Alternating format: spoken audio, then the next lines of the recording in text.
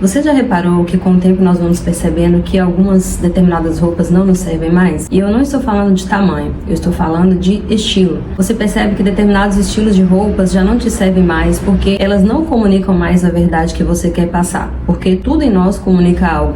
E as roupas, uma das coisas que comunicam o nosso momento de vida, a nossa maturidade. As roupas também comunicam a nossa mentalidade, porque com a nossa mudança de pensamento nós vamos mudando também o nosso estilo, a nossa maneira de nos vestir. Mas eu não estou aqui hoje para falar sobre roupas, eu estou aqui para falar sobre comportamentos. Veja bem, se até as roupas comunicam a nossa maturidade, comunicam o nosso momento atual de vida, ainda mais os nossos comportamentos. Na nossa série Vigie, eu estou te ensinando várias áreas da sua vida na qual você deve exercer a vigilância. E uma delas são os comportamentos. E é sobre isso que eu quero falar com você hoje, sobre a importância de você vigiar os seus comportamentos. Se você muda de roupas para se adequar ao seu novo estilo, ao seu novo gosto, ao seu novo tempo, ainda mais os seus comportamentos devem estar adequados, alinhados à nova criatura que você é em Cristo Jesus. Como eu disse, tudo em você comunica algo, e o seu modo de se comportar vai revelar quem você de fato é, não quem você quer parecer ser que é. O nosso comportamento denuncia quem nós somos. As nossas palavras podem dizer uma coisa, mas o nosso comportamento grita outra. Certa vez Jesus disse aos seus apóstolos: observem tudo o que os fariseus dizem, mas não imitem o comportamento deles. Eles diziam uma coisa, mas o comportamento deles demonstrava outra bem diferente. O apóstolo Paulo dizia assim: sejam meus imitadores como eu sou de Cristo. Ele sabia que o que ele falava, o que ele professava, estava alinhado com o comportamento dele. Ele sabia que os comportamentos dele estavam alinhados com as crenças, com os valores e com os princípios que ele defendia e também com a palavra de Deus. Nós cristãos precisamos entender definitivamente que os nossos comportamentos precisam ser diferentes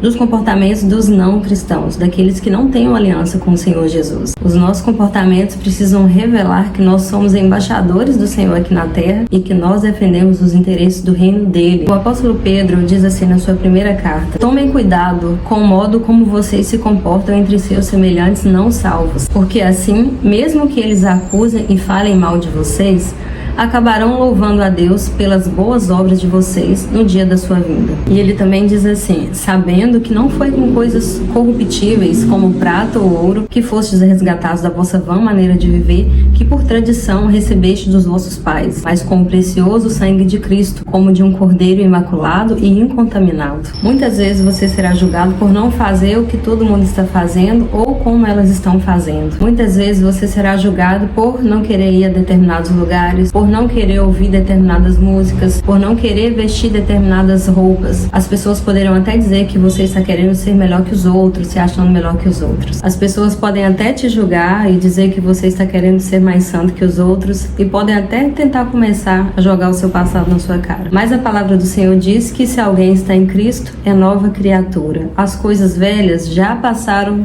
tudo se fez novo. Quando nós nos encontramos com Jesus, quando nós entregamos a nossa vida a Ele, quando nós o confessamos como nosso Senhor, nós precisamos viver sobre o senhorio dele. Então os comportamentos que nós tínhamos antes de conhecer o Senhor Jesus não estão coerentes com os comportamentos de uma pessoa que tem uma aliança com o Senhor Jesus. E mais uma vez, citando o apóstolo Pedro, ele diz na sua primeira carta assim: naturalmente, seus velhos amigos estranham quando vocês não se juntam mais a eles nas coisas pecaminosas que fazem e tratarão vocês com desdém e escárnio. Entretanto, lembrem-se apenas de que eles terão de enfrentar aquele que vai julgar a todos, vivos e mortos, e eles terão de prestar contas da maneira como têm vivido. E aqui nós percebemos que vigiar os nossos comportamentos não é uma questão de ser religioso, não é uma questão de querer ser melhor do que os outros, mas uma questão de estar alinhado com a palavra de Deus, como o apóstolo Pedro deixou aqui bem claro, e que nós seremos julgados pelos nossos comportamentos. Então não pense que o Senhor não está vendo a forma como que nós estamos nos comportando. E o Senhor vai julgar todas as pessoas, tanto as que confessaram a Jesus como Senhor, como aquelas que não.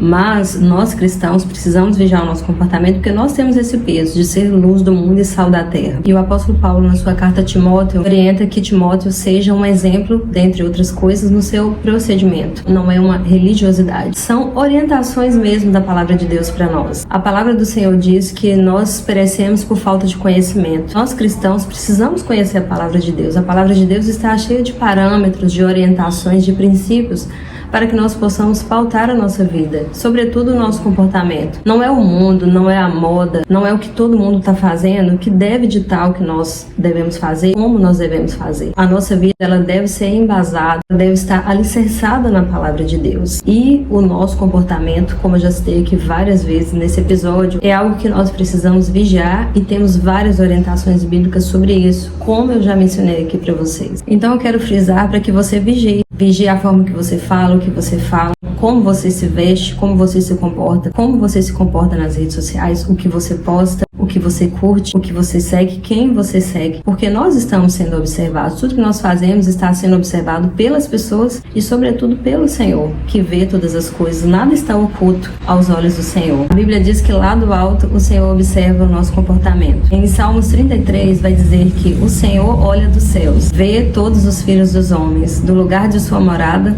observa todos os moradores da terra. Ele que forma o coração de todos eles, que contempla todas as suas obras. O Senhor está nos observando e as pessoas também estão nos observando. O mundo anseia por ver Cristo em nós. Sabe quando alguém diz para você assim: você é crente, não é mesmo? A pessoa observou seu comportamento, ela viu que tinha algo diferente em você, ela analisou e viu que o seu comportamento era diferente do comportamento das outras pessoas que ela conhecia. Então, nosso comportamento precisa evidenciar isso, mesmo que se a gente não fale.